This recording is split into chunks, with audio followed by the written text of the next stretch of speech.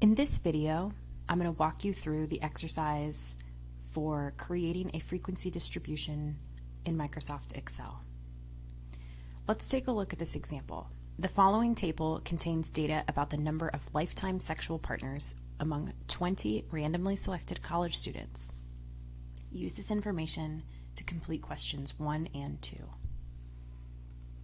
So we have a table, and in the table we have the names of people. So all of these names are different people, and they were asked how many sex partners they had. And this is the answer they gave on the survey. So number of lifetime sexual partners. So Joe has had 15 sex partners, Carla has had 0, Jim has had 1, and so on. Okay, so if we look at the first question, identify the variable and the values of the variable. The variable is the number of lifetime sexual partners. The values of the variable can range from 0 to what looks like 25. But it's possible that if we interviewed more people, the values would range higher. 0 is the lowest it can go, but if we continue to interview people or survey people, we might have numbers that continue to go up, up, and up. There is no limit on this. This is a true interval ratio variable because we asked people to respond the number of lifetime sex partners, and they gave us the exact number. Let's take a look at number 2. We're going to construct a frequency distribution that includes the values of the variable, frequencies, cumulative frequencies, percentages, and cumulative percentages. The first thing you want to do is tally up the number of people that have each response. So how many people have 0 sex partners? How many people have 1? How many people have 2, 3, and so on? Take a moment to tally that up. Once you've done that, come on over to Microsoft Excel and let's make a table in Microsoft Excel to make this pretty. The first thing we're going to need to do is make a title. So this will be table 1 because it's our first table. Let's go up here. So we'll say it's a frequency distribution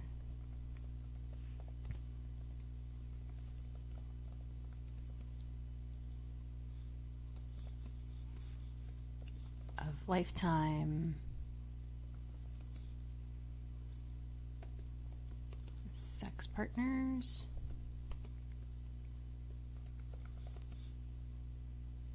among 20 college students. Okay, we'll fix that row in just a moment. Our frequency distribution has to have a number of different columns. The first one is the variable name,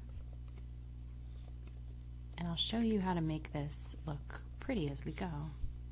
The second is the frequency. So this is the number of people who have had each value. Then we're going to do a cumulative frequency.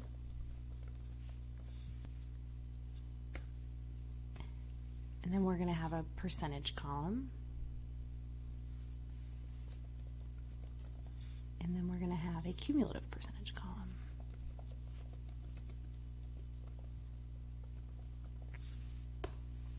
Okay.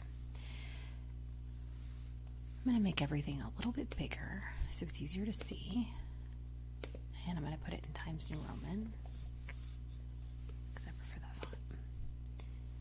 So if you look at your cursor, when you have it over a cell like this, it looks like a cross, like the American Red Cross kind of cross. But if you go up here to the top, you see a down arrow and you can highlight a column. Or you can slide it to the right and you can see it looks like a cross, but it's black and it's a little bit more narrow. So what we want to do, we want to make our columns bigger so we can see the headings. So you can bring it all the way to the right hand side, and if you double click, the column will jump out to the size that you need. So you can do this for each one.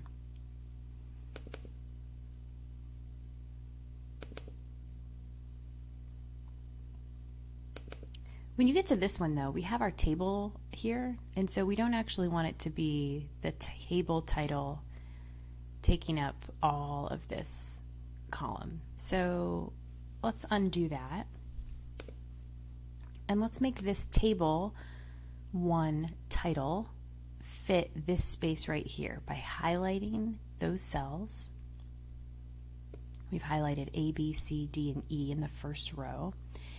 And we want to merge those cells so it's all one cell. So you can go up here to your toolbar and click the merge option.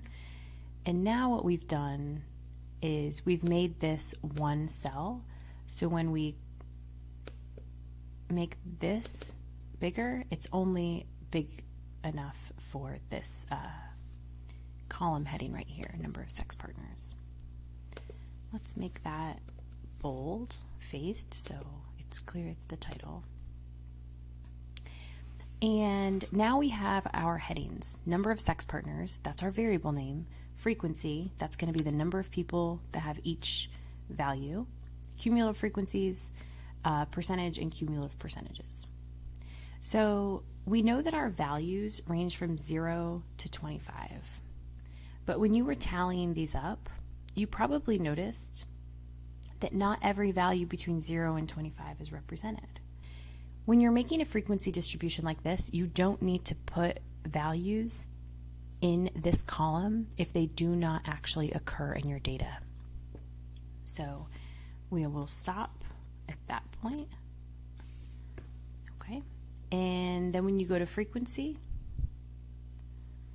you are going to put the numbers of people who have each of the values. So 7 people have 0 sex partners. 4 people have 1. 2 people have 2, and so on.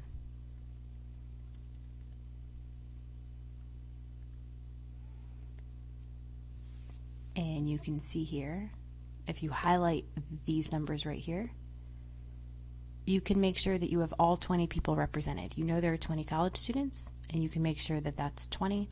If you look down here, sum 20.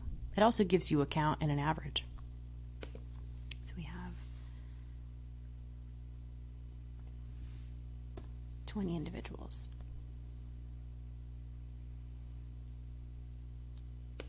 Let's go ahead and do our percentage column. So I'm going to show you how to do some really basic things in Excel as we go through this. You certainly could do this by hand, but Microsoft Excel allows you to really easily calculate things by using formulas in the cell.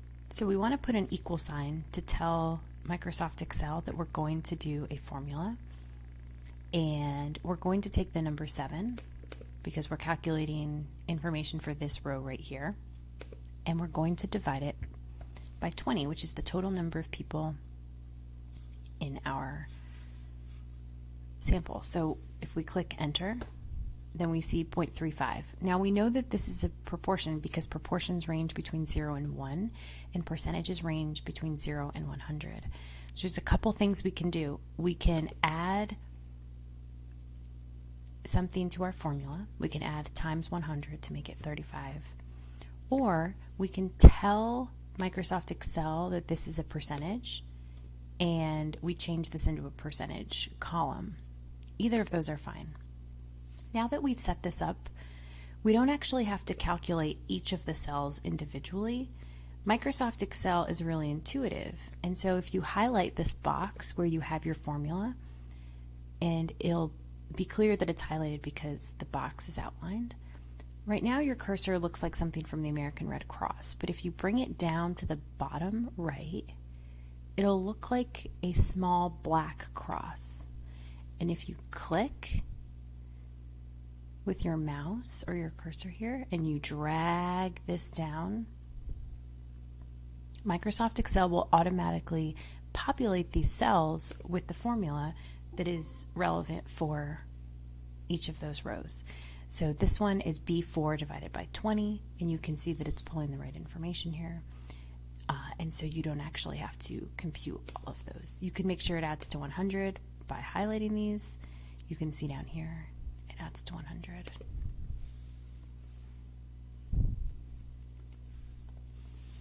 and you can make that your total. Okay, now let's go back and do our cumulative frequency and our cumulative percentage. So the first row is always the easiest. It's the same as the frequency. 7 people have 0 or fewer sex partners because there's nothing below 0. When we calculate this one, we're taking the first number, 7, and we're adding it to the next frequency. So 7 plus 4. So if we were doing the math by hand, we would say, okay, this is 7 plus 4, and it's 11. So 11 people have 1 or fewer sex partners. And then we would take that 11 and we would add the next frequency, which is 2. So we have 7 plus 4 plus 2 equals 13. And we would keep doing this all the way down until we completed the column. So you can fill in that information.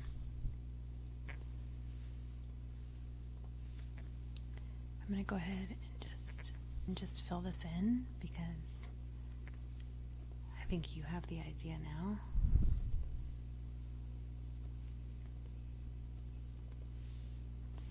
And I'm actually going to get rid of these just so we can make our table pretty. Okay, let's do our cumulative percentage. It's the same idea. We're going to start with 35% because that is our first percentage here in this row. And then we're going to take 35 and we're going to add it to that 20.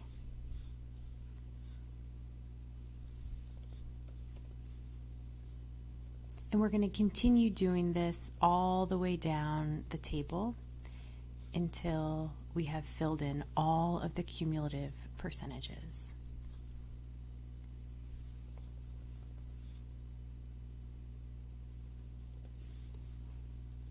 I think you get the idea, so I'm going to go ahead and just put the numbers in now to keep it pretty. Okay, when you get to the end, your table should look something like this, but we can make it pretty now. And I want to do that by using some of the formatting options. So the first thing I like to do is I like to make sure that my numbers are all the way on the left side or in the middle of my table. And so if you highlight all of the numbers you'd like to move, like this, you can go up here and you can choose some of the formatting options. So I like to left justify all of these numbers. I also like my column headings to be the same size, or roughly the same size, not perfectly. So I actually like to make these a little bit smaller, like this. Okay. And then I'm going to make this row bigger by highlighting this number 2 row like that and making it double the size by dragging it down. And then I highlight these and I go up here and I click the wrap text option. And I like to center those and center them in the spots. I use both center options right here. Okay. You can make these a little bit different in terms of italicizing them or bold facing them, whichever is easier. You can do the same thing here. You can use wrap text. And you can make that a little bit bigger if you like, so it's easy to see that it's the table title. The other thing I like to do is I like to add lines. Now you could add lines everywhere on the table, but we don't tend to see tables like that in academic journals. We tend to see a lot of white space in tables. So what I like to do is I like to add just horizontal lines, and you do that by highlighting the box where you want to add lines and going up here to this, it looks like a little window frame, and if you hover over it, it says bottom border. Click that little drop down arrow and you can make really thick borders like that one. You can see there's a nice line there, and we can do a thin border here. This is pretty common to see something like that.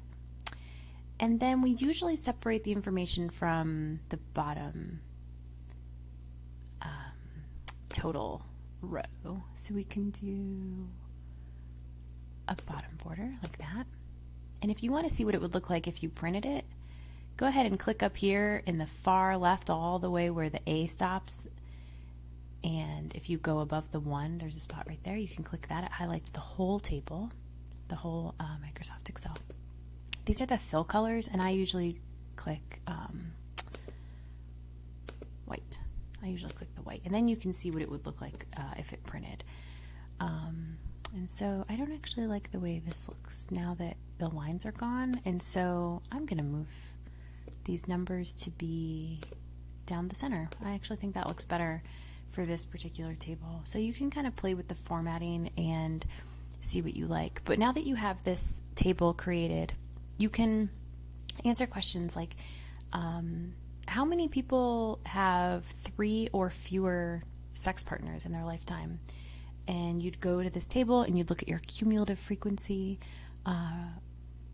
column here, and you'd say, okay, 3 or fewer, 15. You'd say 15 respondents had 3 or fewer sex partners. You can do the same with the cumulative percentage column. You can say, all right, how many people had 6 or fewer, or what percentage of people had 6 or fewer sex partners? You could go to 6, and you can say, okay, 90% of our sample had 6 or fewer sex partners. But this is just a quick example of Microsoft Excel, the kind of formatting options you have, and how to use it kind of easily.